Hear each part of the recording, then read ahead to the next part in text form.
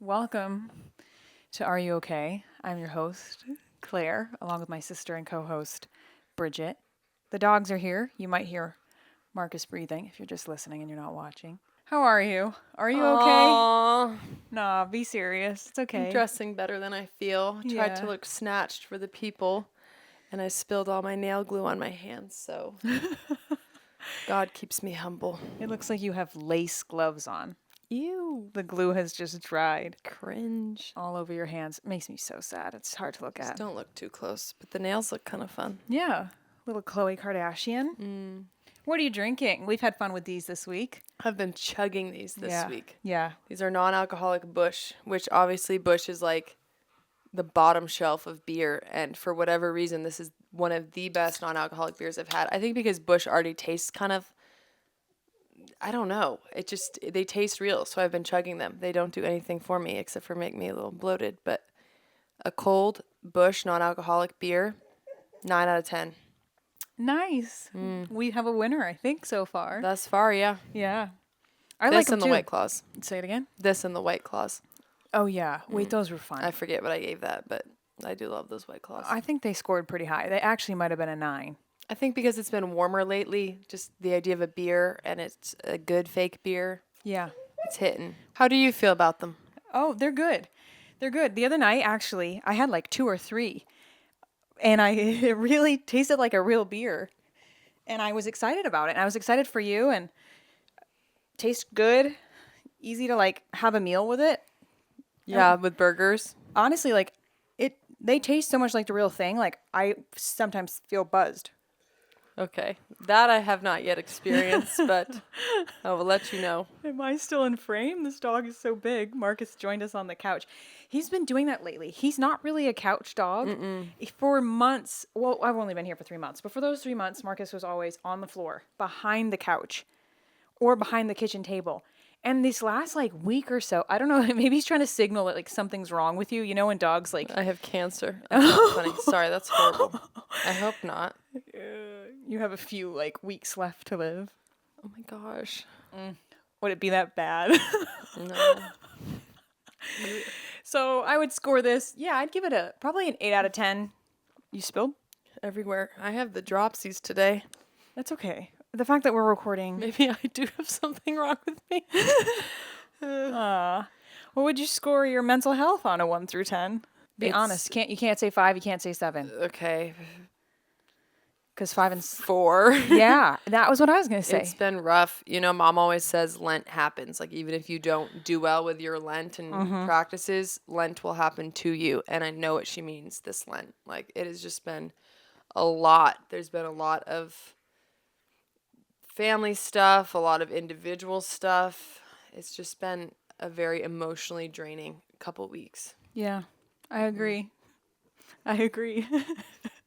I don't really know what else to say except for that. Yeah, it's just felt like a lot of effort and a lot of sorting through and a lot of kind of numbness, which is sort of a bummer. I'd say on a good day, I'm like a 6 out of 10. And there are moments where I feel just like really productive. But boy, yeah, it's just been foggy. Yeah. But it's okay. Like, it's not always sunshine and rainbows. You know, like sometimes you have to face the music and sometimes it's painful and heavy. And, you know, I think both of us loved the West, loved where we lived. And I think, you know, we were sort of, this just isn't everything we wanted it to be. And we're having to like really work hard at like making the most of it. But it's so possible to do that. And with the weather changing, like I went to the beach. We live near the beach, like 3 minutes down the street. It's not really a beach either. It's like a cove. It's kind of rocky. It's super cute and very quaint. During the winter, it was so depressing. But now it's springtime and like people are out and about. And like I've been getting coffee at the Ben and Jerry's. And like it's just been just different. And it's been like sweet and exciting. And it's like you can see the possibility of it being okay. And I think that's really exciting. And today I went and cold plunged in the ocean. This is the story I wanted to tell you, but I didn't. I'm scared. It's not scary, but... Jellyfish? No. I wish. Oh, gosh. So Someone hit on you? No, I don't know. I don't know what's happening. No, I'm kidding. She was not hitting on me, but let's talk about it. Okay. So I've been going to the ocean to cold plunge And usually I found this little cove. It's like off to the side. It's kind of like a little private beach. It's secluded. It's so nice. We went there the other day with the kids.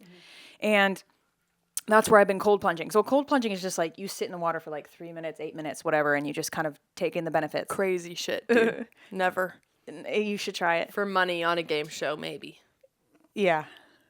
We got to try it one of these days. It's exhilarating. But you don't have to stay in for long. The ocean's cold enough to get the benefits. Some people actually buy plunges and polar plunges and that sort of thing. I've just been using the ocean. The water's been fairly still these last few times. Today, waves galore. Wind beyond my expectation. I sat there like trying to read a book and I was like, I can't even focus. It's just so loud. It's so rough. So I just took a walk instead. And then I was like, do I even get in the water for this plunge? Like it's a bit gnarly out there. And I was like, well, I grew up on the water. I'm used to this. It's not that big a deal. And these weren't big swells. They were just consistent. So I go out there. Everything's fine. Super easy. Swam around a little bit afterwards. And I was there alone except for this other lady on the other side of the cove. And I get out of the water, right? It's freezing. The water's cold. The air is cold. I'm bundling up right away. And I spent about 15 minutes getting warm. I go to the rocks where it's like, directly in the sun and the rocks are kind of warm. And I'm just warming my body up. That's what you're supposed to do. And then I kind of like look up and the lady from across the cove is walking towards me. And I was like, I don't need this. I don't want this. Whatever. I don't really want to talk to anybody. And she's like, hey, sorry, not trying to be creepy, but I'm chasing a plastic bag. Oh my gosh, Claire. She was one of those people like you can't tell if they're like 25 or like 50. And if they're telling the truth or baiting you. Nah, she was telling the truth. Because I look over my shoulder over like the jetty where all the rocks were, and there's this fairly large plastic bag like floating in the ocean. And I was like, oh yeah. And she's like, I think if I go all the way out on the rocks, I can grab it. And I was like, no, it's moving quick. Like the current is pulling it. Like you can't grab it. And I'm there, right? Bundled up in my towel and my hoodie. But clearly she had seen me in the water. And she goes, I'd go in and get it, but I don't have a change of clothes. Is it just a bag? It was a large plastic bag. Okay. On top of the thousands of large trash bags that are in the ocean already. I mean, it didn't feel good just looking out. Oh, yeah. No, it's a little sad, but. And then I was like, yeah, too bad you don't have a change of clothes. But I wanted you to go get it. I think so. And we spend like, I'm stalling at this point. I'm like, maybe it'll come back around because there was a cove, the rocks, another cove. Like I'm thinking to myself. The tide will come in tomorrow morning. Yeah. Well, she's saying things like, oh, it'll drift on to, whatever beach and I'll see it during, she's like, she knows the tide so well that she's like talking about where it'll end up. And I'm just like, okay. And she's giving me this history lesson and we're kind of hoping it's going to wrap its way back around on this other side, which I've never swam in that side of the cove, but whatever. So I'm looking at it and it's kind of getting closer and she's talking to me and she's like, can you swim well? And I'm like, yeah, I can swim really well. And she's like, you might cut yourself up on these rocks over here. Like I might have to go get my first aid kit. Ugh. And I'm just like, what is happening? Like I'm about to pack up my bags and go home and you're talking my ear off and I'm about to jump in the water and save this plastic bag. Was she going to pay you? No, she was just a passerby who wanted me to rescue this plastic bag. And mind you, I just was in the water. Like I'm trying to warm up. You have the worst luck of anyone I thought that. And I'm just there to be alone, to read my book, to do a cold plunge, to like have a little moment. And all of a sudden I was like, F it, whatever. It's coming around the other side of the cove. I'm like, okay, it was wicked shallow where I was swimming. It's probably really shallow over here. So then I was like, it must be shallow. I'll just walk out and get it. So I'm like, F it. I threw my hoodie, I threw my towel, and I start walking out. And it's getting deep very, very quickly. And I'm like, well, I'm all in at this point. I got to go get it. She's stealing all your belongings. Yeah, I turn around. She has my bag, my phone. No, she was wicked granola. She screamed like, this bag is going to kill a turtle. We must save it. And like, I'm not saying my heart wasn't there. Yeah, no, you did a noble thing. Yeah, and I really genuinely wanted to save it, but I knew I was freezing, and I knew that it was not smart if I went back in that water. Anyway, she wins. I get in the water. I start walking out to it. Instantly, I'm waist deep. Instantly, I'm like belly button. I'm just looking around going, wow, it's deep. So I start Michael Phelps swimming out to it. Like I'm legit stroking at this point. And not stroking, swimming at this point. And I grab it and turn around and like swim a bit. And then I'm able to like run out of the water. She's running at me with my towel. Oh my gosh. Running towards me with my towel. I wish someone was filming. I was like, it's like I just finished winning a race and she's like putting the blanket around me. Like I was like, what is happening? And that was just kind of how it ended. And then she like took the trash bag and she's like, I'm going to go throw this away. And I was like, I'm going to leave now. And I never got her name. You know that time Mary Grace was like, I think God puts guardian angels on this earth in the form of humans Yes. to see how you interact with them. Behave. Yeah. I left and I was like, that was a guardian angel. And I didn't win. Like, I didn't do a good Yeah, job. you did. Well, maybe, I but wouldn't have done any of that. You won. she was funny. And she was one of those people who like talks to you and then talks to herself. So she was like, so yeah, they used to use this sport all the time during the war because, oh my gosh, I'm about to go into a history lesson. Because, and then like keeps talking. And I was like, what? And she's like, I'm about to go into a history Should lesson. have put the bag over her head when you got to her. I was like, what's going on? She was interesting. It felt, I'm already kind of like a numb these days. Like I'm a little bit like, is this really my life? Out-of-body everything feels like an out of body experience these days. That would add to it. And then I get home and I'm freezing, by the way. I get home and I'm like, my lips are purple, my hands are purple. And I'm like, I knew I shouldn't have gone back in the water. Like, You're missing your debit card. I checked. I made sure everything was still in my bag. And then I had to get in the bath. I had to get into the hot bath after that. And it took me like 30 minutes. I put my pants on. I put my hoodie on. I put shoes on. Like I was almost put a beanie on. Like I was so cold because I had to get back in the water. Anyway, disaster. But it was funny. I would have probably cried. I mean, it never would have happened because I wouldn't have gone in the first place. But you have some crazy things happen to you. She was like, yay, we rescued the bag. We? And I was like, I love a good rescue. Like I just was like, I didn't know what to do. She manipulated you. Yeah. Yeah. Well, you passed the angel test. Yeah. So that was my afternoon. Well, I took the babies on a walk today at work, and this man let me cross the street, and I thanked him. He was driving a minivan. I couldn't see him very well because I'd taken my glasses off. I walk into the neighborhood. It's the whole network of neighborhoods. Take a turn, kind of shoot down this like weird sidewalk, and I see him, and he's pulled in, and he's driving so slow around this loop, and I still don't have my glasses on, but I'm pretty damn sure it's a man at this point. And then he pulls into this weird, you know how like at certain neighborhoods like townhomes, they'll have driveways and then they'll have little parking lots. Mm-hmm. He didn't park in a driveway. He parked in a parking spot and got out super slow. And so I went down a way where I saw another man with his kids out because I did not want to be alone. And I'm wearing Uggs. Like, I'm not going to be able to run very fast. And I put my glasses on so I could see. And sure enough, he's walking super slow, just in the other direction. And I got the hell out. I, like, went across back to the neighborhood where the family I work for lives. I was like, nah, bro, not today. He was following you. I don't know, but, like, that's weird. Yeah. No, it's good to just, like, better safe than sorry. Yeah. Like, what if she had stolen my stuff today? What if I had swam out to the middle of the Atlantic, grabbed this trash bag, and turned around and she had my satchel? Oh, Claire. And $5,000 worth of intellectual property. Remember when that happened in the DR? Yeah. We were at this beach in the DR a couple years ago after the mission trip. And this man with a monkey shows up. Did the monkey have clothes on? No. Okay. Naked monkey and a parrot. Both naked. doing the most. Anyway, distracts the whole group with the monkey, pulls us away from our stuff. We get back. Claire's phone is gone. My whole backpack was gone. Like all my pesos, my phone, which at the time, like I didn't do the backups. I didn't do the iCloud stuff. Had all the songs, the thousands of songs she's written on there. They probably were shit, and I'll never get them back. But they probably were shit songs. But there was a rough year for the intellectual property. That is just sad. Yeah. But no, she didn't steal anything. It went well. She disappeared as quickly. She might have been an angel because she went to throw out the trash, and then I went to leave, and I turned to the right where she had gone to throw out the trash, and I never saw her. Well, trust that. Just lean into that. Yeah. You never know. She had the Blessings will come. worst mustache. Oh my gosh, Kev, that's not an angel. No, wow. I'm glad you didn't get kidnapped. Yeah. Well, interesting day. Today we were going to talk about stuff that was a little heavier. I don't know if that's the right word.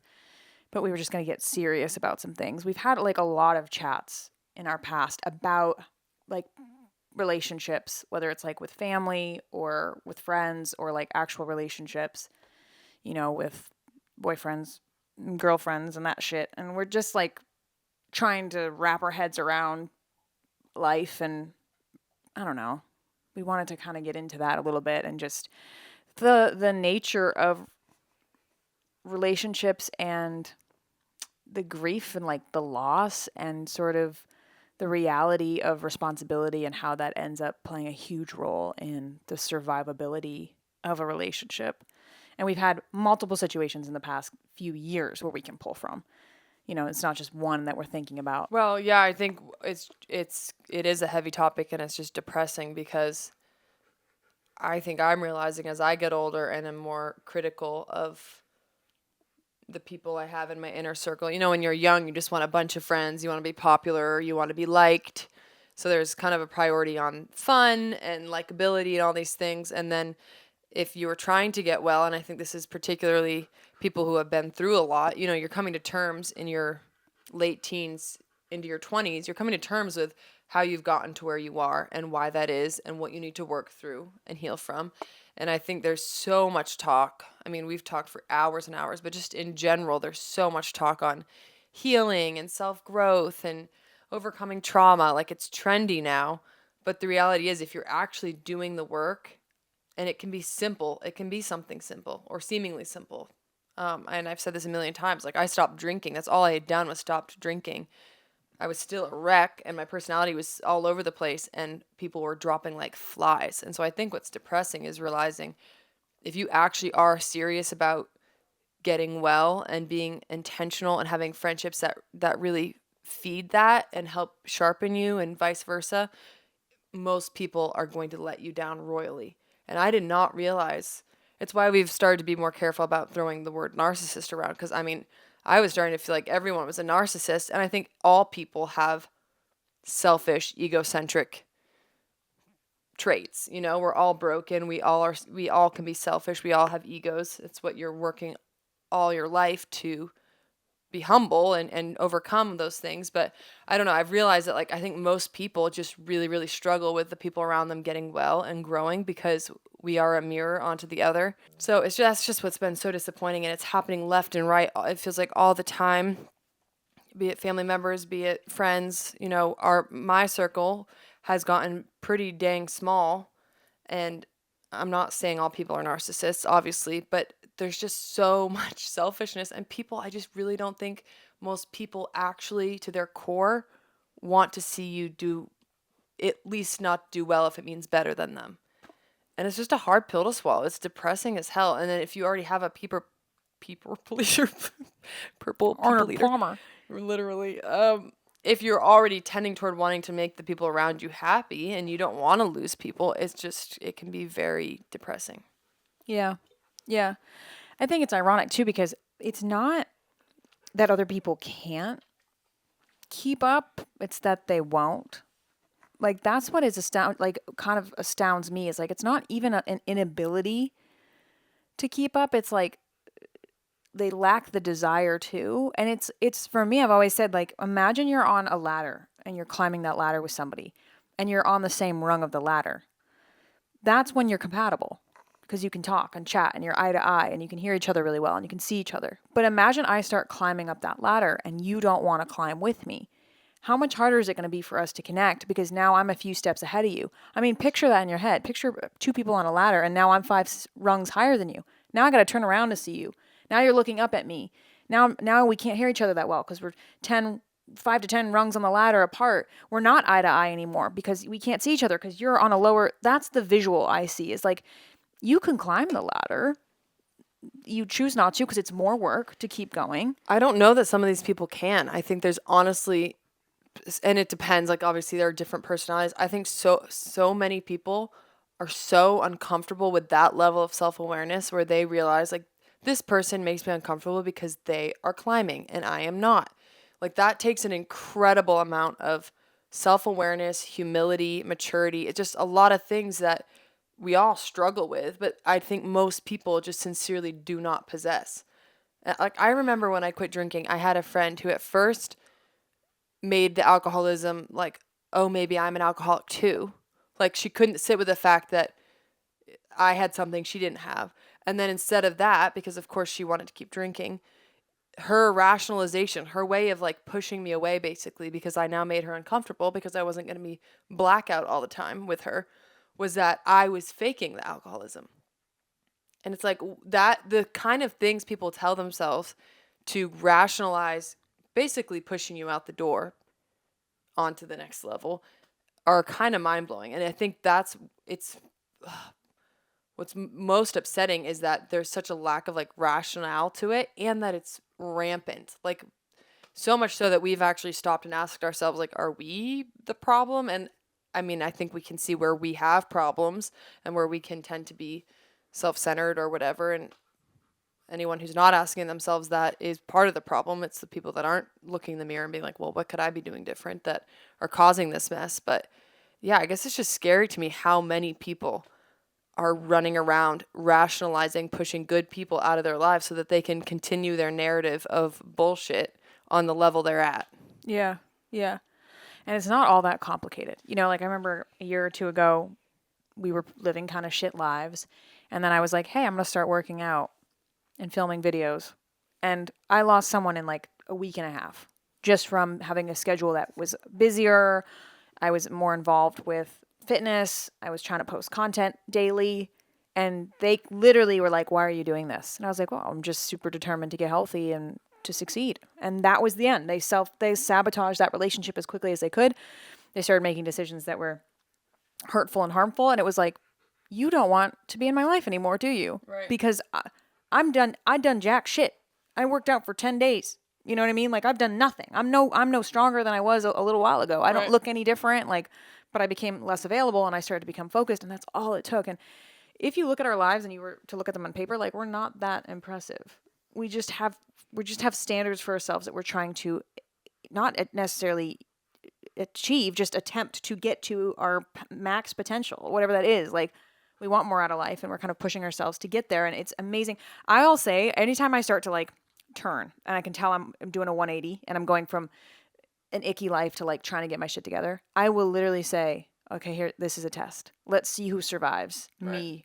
I'll literally say that in the back of my head. Let's see if this relationship survives me trying to get better. Let's see if this friendship survives me trying to get better. Because it's happened to us enough where it's like, let's see if they can handle me trying to improve. It's baffling to me. Yeah. But they make themselves known really quickly. And then it becomes easier to make a decision from how they're responding. And I think I've said that to you before, like you got to be honest with people because then you're going to get an honest reaction and then you can make an honest decision off of their honest reaction. Right. So you have to do the honest thing and say the honest thing because you're going to get their honest reaction and then you can adjust from there. And so sometimes you have to live an honest life, which means, okay, I want to get in shape and I want to get focused and I want to build a podcast and, you know, make videos and I got 2 jobs and a side hustle and I'm doing all that. And that might be uncomfortable for somebody. But that's me being honest. And then I watch you become uncomfortable and I watch you sabotage the relationship. And I'm like, well, that's your honest response to me being real about my life and about myself. So I'm going to honestly respond to that. Right. So that they reveal themselves so quickly. And Yeah. you have to trust that.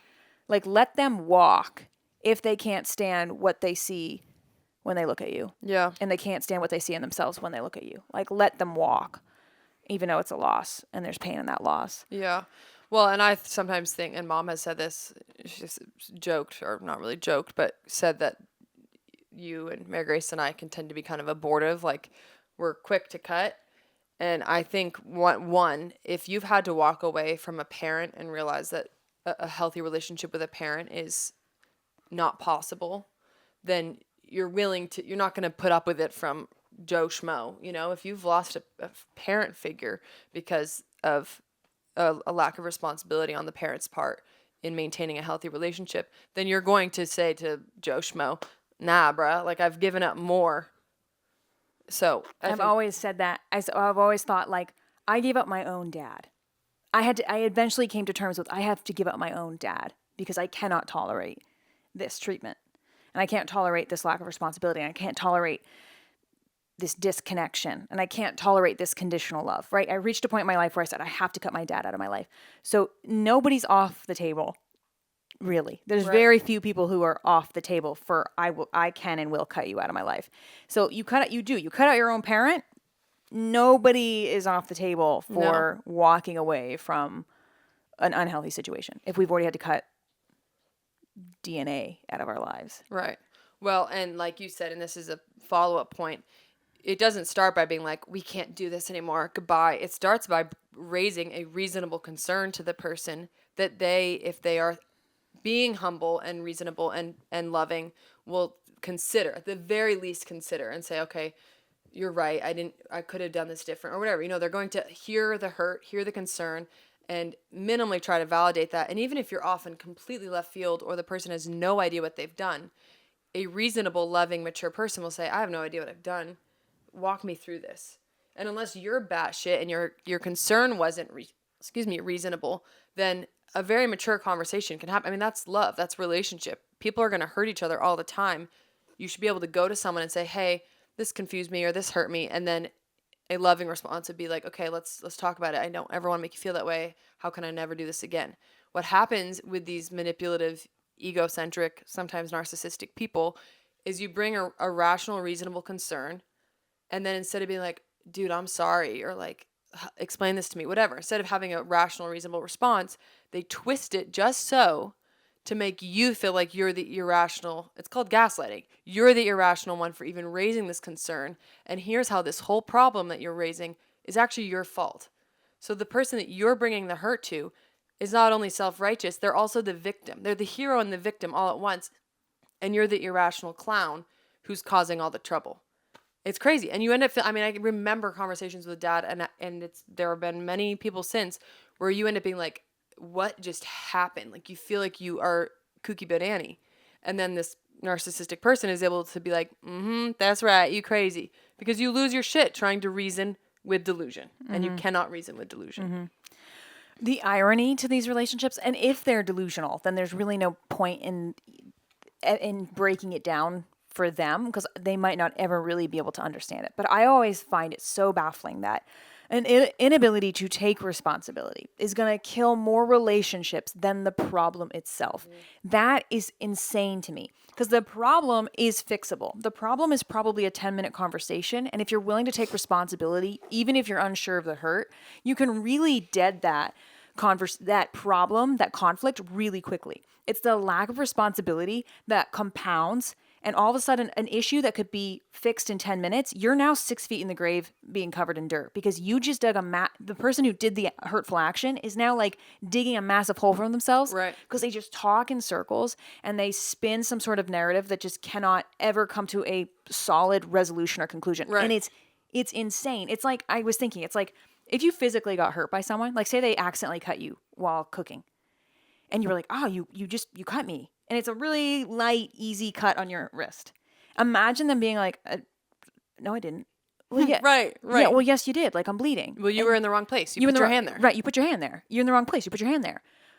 And I'm, it's like, well, you still cut me and now I'm bleeding. Well, I'm the one cooking dinner for us. Like, I'm doing this for us. Right. Like, I'm the one cooking. Like, I'm the one making dinner for us. Right. And you put your hand in the way. Yeah. It's like, and you're like, excuse me. Well, and I'm tired and I don't feel good. And like, I'm kind of, kind of all over the place lately. And right. It's like, I'm bleeding. You cut me. And it's like all of a sudden that cut, now you're bleeding real bad.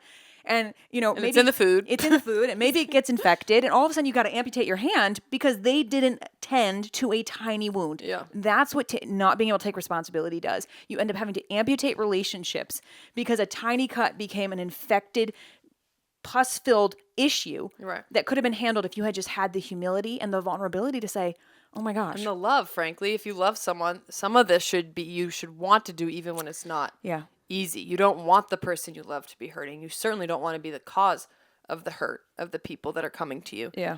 What's scary about full-blown narcissists is that they are actually fully incapable of that level of self-honesty. So their brains are so messed up. Their ego is so fragile. They are so allergic to shame, the feeling of shame, that they will do anything and everything to get that feeling of guilt off of them. And I'm not saying everyone we've dealt with is a full-blown narcissist. Well, we don't know that. We can't even say that. We're not qualified. But that level of egocentric, lack of self-honesty, lack of maturity, I've seen it a million times. It's becoming kind of a thread of life. And it is really scary. And that was your point with the ladder. It isn't just that they see something that makes them uncomfortable. I think that is a big part of this is insecurity in other people. A secure person is a threat, but also that they can't have the self-honesty to say, shit, like this is uncomfortable. Like they're going. I want to keep up with them. How can I do this? How can we sharpen each other? How can I have the humility to say, can you bring me to the gym with you? Like that's amazing. Like I know I'm not at your level, but help me out. Like that shit takes so much humility. It is obviously so worth it. And anyone who's done it will tell you that it is so worth having the humility to say, I need help, or like, I don't have what you have, but I want it. Like help me get there. Most people don't have it in them. And in the big book, I want to mention this because I mean, the AA program, the recovery program is spiritual. It's not, a trick. It's not scientific or psychological. It is a spiritual program, and it's a miracle. Some of these people should be dead, and they have not only been able to quit drinking, but their lives have turned around. And the only people that they will say that this program of like spiritual freedom does not work for are those who are incapable of being honest with themselves. Like if you can't do that, then you're never going to get your shit together, and you're going to lose people, and it's a lonely, miserable life. And you'll find a way to make yourself the victim of that too, even though you've pushed everybody out. Yeah. I know that taking responsibility is uncomfortable. Like if you and I, like we have little tiffs like once a week, sometimes more.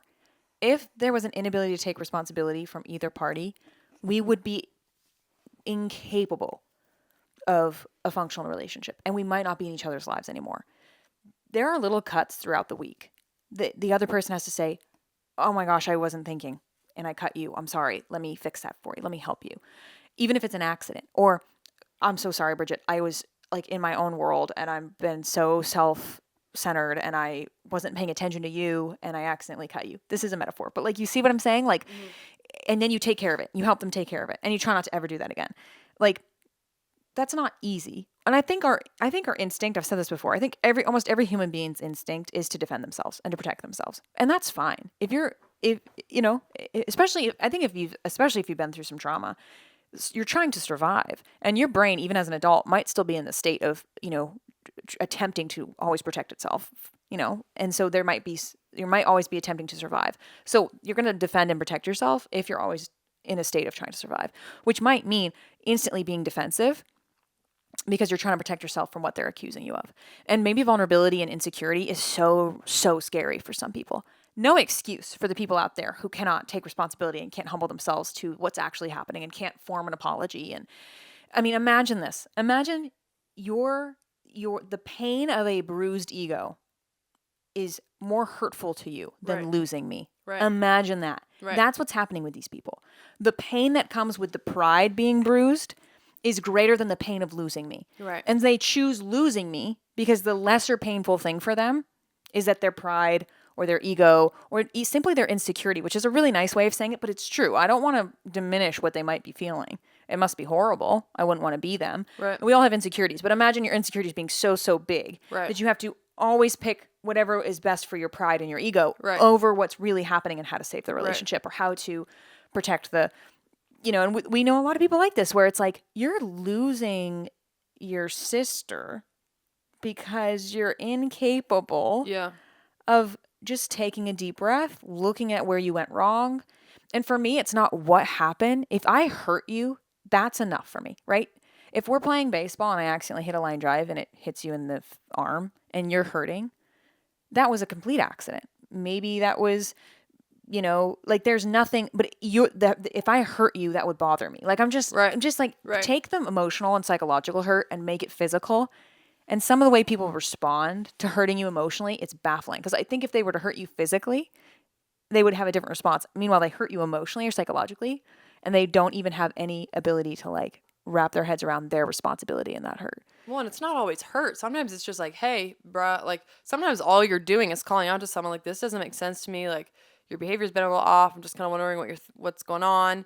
And then usually there's some bullshit reason that doesn't make sense. Like it's not always the instigator being like, boo boo. Like sometimes, and there should definitely be concern for that. But I think with some of these people, it's as simple sometimes as being like, can you make this make sense? And they're like, no, and it's your fault. And you're like, wait, what the hell? Like, this could have been a mature, rational conversation, and especially where hurt is involved. I think a good segue here is maybe to point at what it should look like when someone comes to you with a hurt. Yeah.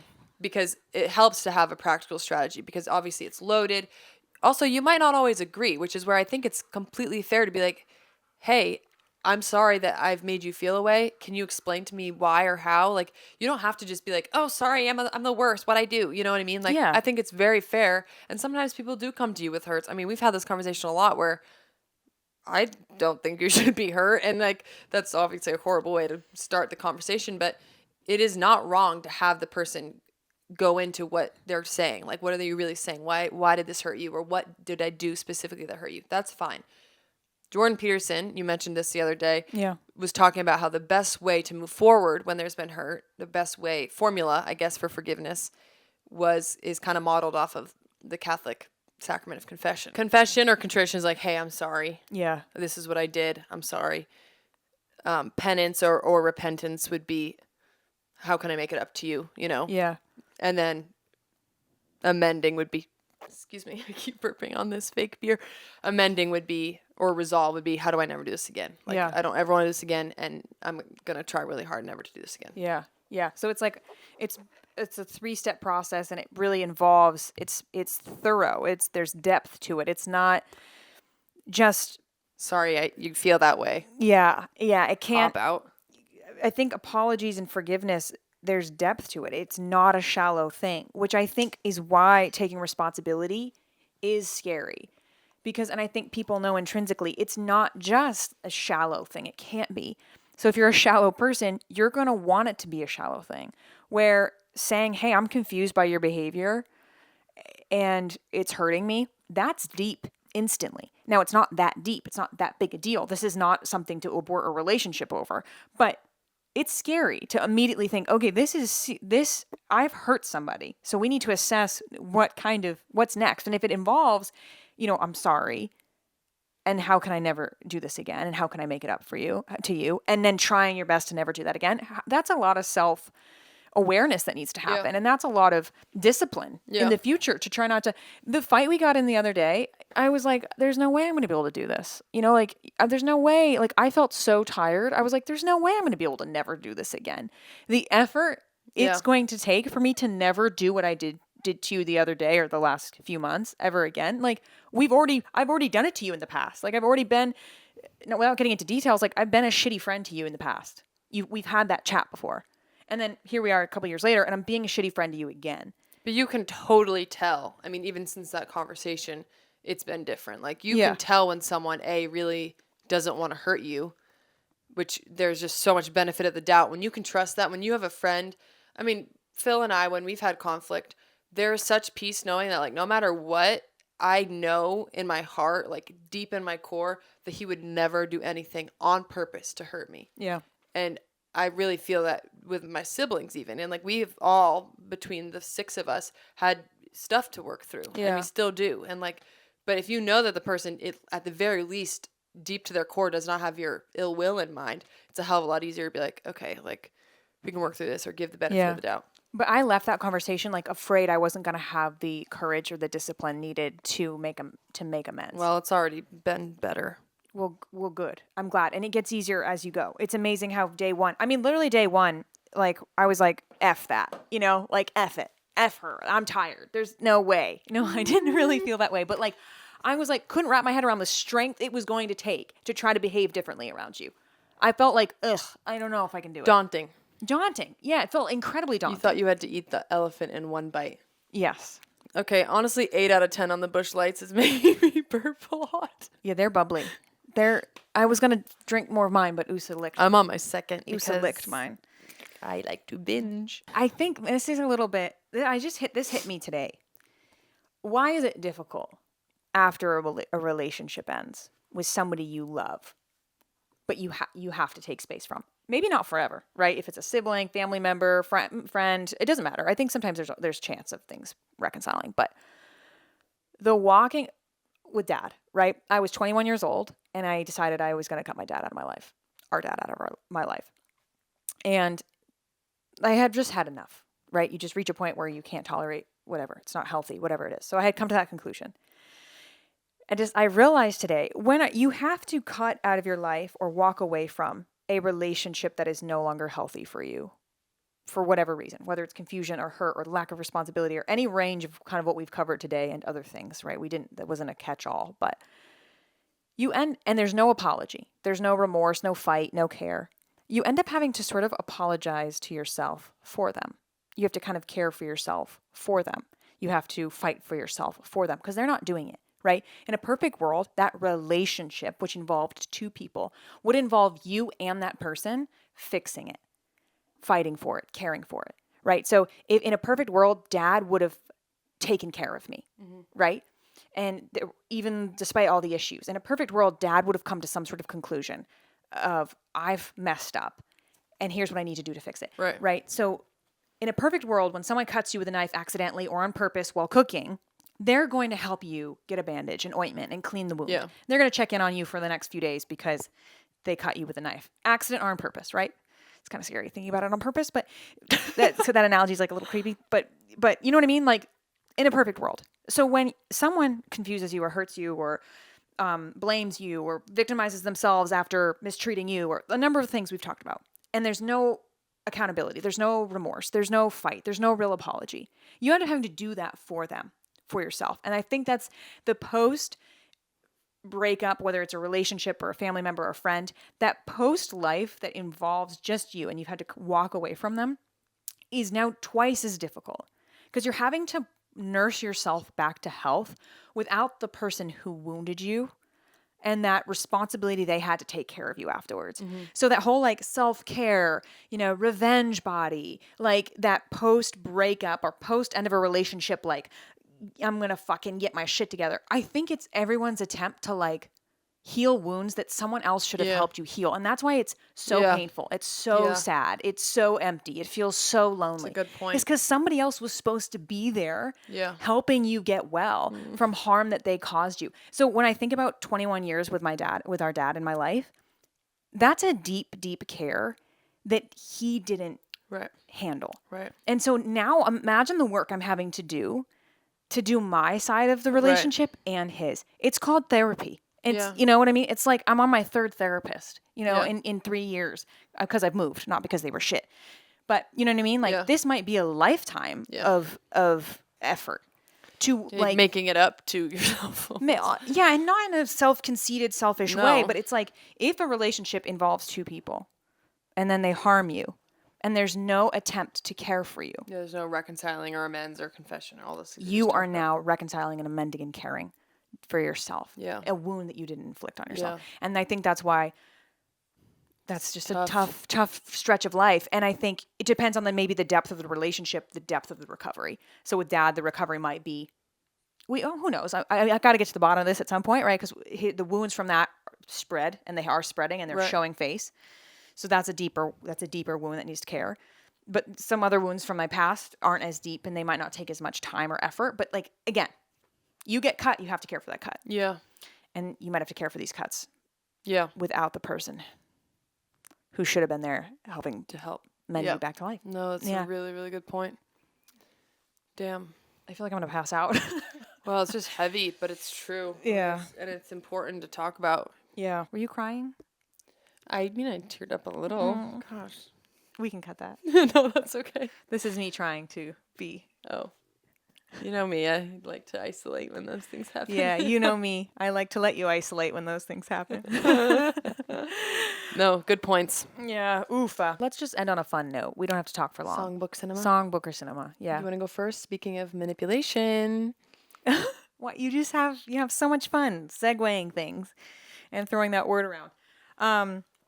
So my songbook cinema or show for this week is The Traitors. Which streaming service is that on? Peacock. Okay, so you have Peacock and you can stream the shows on Peacock. It's called The Traitors. We came by it really randomly one night. There are 2 seasons. I think they're filming season 3 or they finished casting for season 3 anyway. But the first season has celebrities and your average people, but the second season has just celebrities. But there are 20 celebrities, I think, put in a castle, in a house, and they have to live together for like a week or so. And 3 of them are assigned they're the traitors, and the rest are faithfuls, and it's just this mind game. They don't know who's who. It's like a big game of mafia where you're trying to figure out who the faithfuls are trying to figure out who the traitors are. The traitors are killing faithfuls off every night, there are missions to get the money for the pot, and then at the end, if there are any traitors left, they get all the money, and if the faithfuls get all the traitors out, they split the pot. Right, right. So there's money involved, and there's missions like games, basically, and strategy and alliances, and murdering, quote unquote, in plain sight with like different like it's crazy. it's wild. It looks like such a fun game to play. Yeah. And it's been so intriguing. Like we'll sit from like 11 to 2 in the morning, just episode after episode after episode, and it's been wild. Season 2 is a little crazier. I feel like they're nuts. It is a little crazier. This cast. I think they're just more selfish. They're like all unhinged. It's been hilarious. Well, not Peter. Shout out to Peter Weber. I thought he was a fruity beta man when he was on The Bachelor, but I have actually really gained some respect for him. I feel like he's playing a very brave game. Yeah. You'd want him on your side in war. Yeah. Peter's been really cool. Season 2, Peter's been super impressive. But fun show if you're looking for something kind of mindless, intriguing, strategic. We want to get on the show. I don't think they would. At this point, they just want celebrities. But it's a show. It's a game I'd play. If this podcast ever takes Yeah, off. guys, let this podcast take off so we have a little notoriety and they let us, they cast Traitors. us for the That's why we're Traitors. doing this.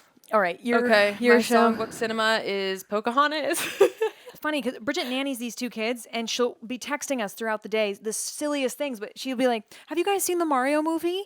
Might give you a migraine, but it's a lot of fun. It's like the fam chat is just getting all these like child movie recommendations lately I because actually don't recommend Mario.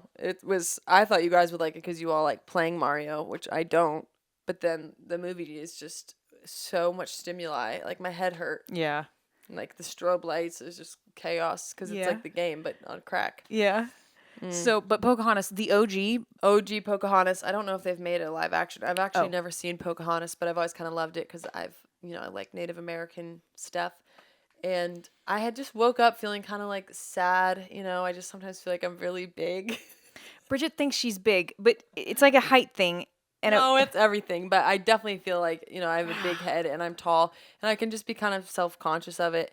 And Pocahontas in this movie, her dad is really tall. Obviously, they're cartoons, so this is a little cringe. But she's really tall. And then when she's with John Smith, which is just cute, their love story is really cute. They're cute. Their height differential is like, most Disney's, it's like Beauty and the Beast, where they're like little petite munchkins. And then the men are these massive cartoons who can like whip them around, whatever. And, Good Lord. I think women like to feel small, and sometimes I just don't. I'm not a small girl, so I think sometimes, you just want to. Anyway, the point is, I watched this movie and I was like, that's awesome. Like, Pocahontas and John Smith, like, they're only a couple inches apart, and, like, she's beautiful. This is so cringy. You're spiraling. It's a cartoon from 1995. No, but it's true. She's a badass female. Yes. She's got some athletic Yes, energy. she runs through the woods with the deer. Yeah. It's She's giving tall, brave. big shoulders. Big, yeah. That Middle Big. Eastern. She got big titties. Mm-hmm. Oh, no, she sounds amazing. Yeah, okay. You found your little role model. Oh, gosh. You're funny. It's funny because I just see like a model when I look at you. Oh, Lean, Claire. tall, the jaw structure. Biased. Love you. I'm not biased. And then I look at me and I'm like, I have an ornament head. Ornament. Like, can you see me At hanging least you from don't a look like the Christmas man tree? on the mountain or a founding father on the dollar bill. You look like You see me hanging from a Christmas tree? I feel like an angel, a cherub. Oh my gosh. And you're Mount Rushmore. You're Abraham Lincoln's daughter. No, Thomas Jefferson. Not really. Take a look at a 50 or whatever he's on. That's hilarious. 20. I don't know. I don't have enough money to know who's on what. That's so funny. That's I know George Washington is a $1 bill because dollar dancing for the dollar. Stop. Nope. Leave it. Let it go. Her Venmo her. no one has Venmo me yet. Y'all suck. No. Who's watching?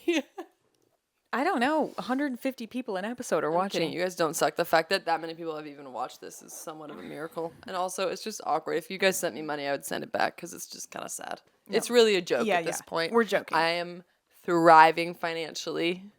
Keep telling yourself Hence that. the $5 fake nails. Yeah. You make me sad. We're okay, though. Wait, quickly, let's do something positive. Remember last episode, Joseph said, make sure you tell them good things about your life. This is a long episode. Okay. Go ahead. Yeah, it is. That's okay. Go ahead. I mean, they don't all have to No, be you 40 go minutes. first. Well, I gotta think of one. I brushed all the knots out of my hair, so now it's smooth. Oh and my slick. gosh. Even your positive things are so sad. Bridget gets like dreadlocks very easily.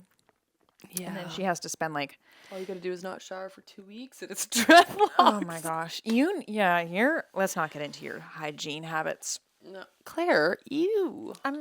I'm always smelling like a little candy cane. Ew. Okay, you smell like a candy cane. I smell like cocoa butter. Yeah, I like the mint shit. I like. Okay, never mind. I don't even know how to describe what I like.